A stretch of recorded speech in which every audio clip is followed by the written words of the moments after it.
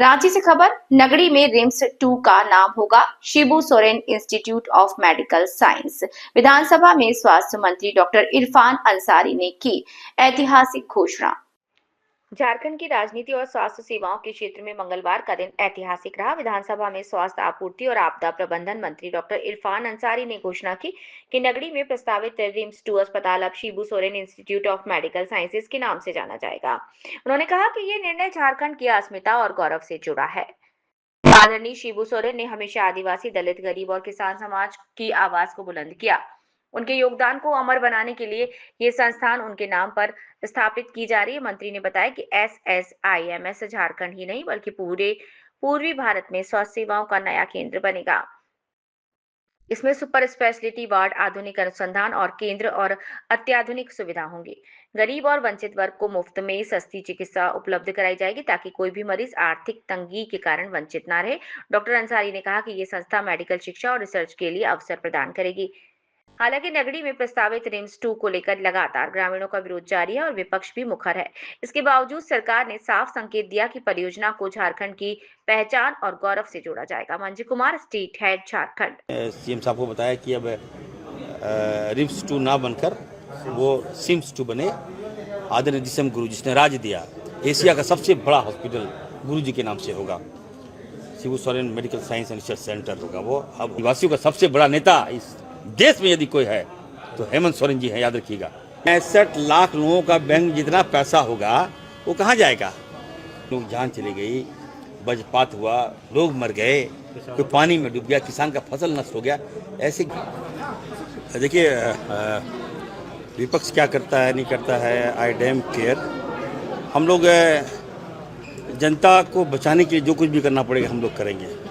हमारा सारा आप विभेद ले लिए चले गए भाजपा में, क्या होगा उससे? मैं तो कह रहा था आप हमारे साथ सेक्युलर हो जाते हैं और उधर आप नकली ये हो जाते हैं क्या?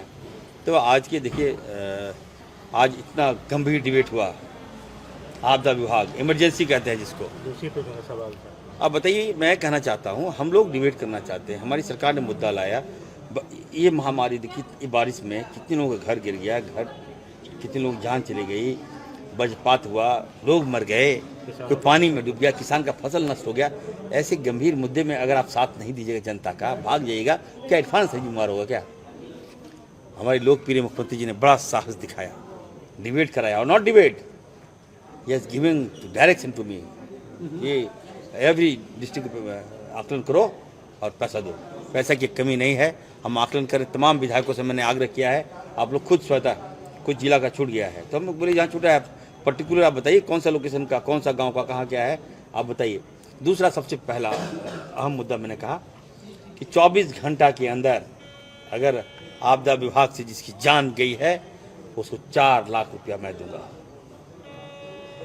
2 साल नहीं होगा, एकदम 24 घंटा डूबने से, आपदा में जो लोग मारे गए, ठीक है, रोड एक्सीडेंट 24 घंटा, कोई दिक्कत नहीं होगा आपको।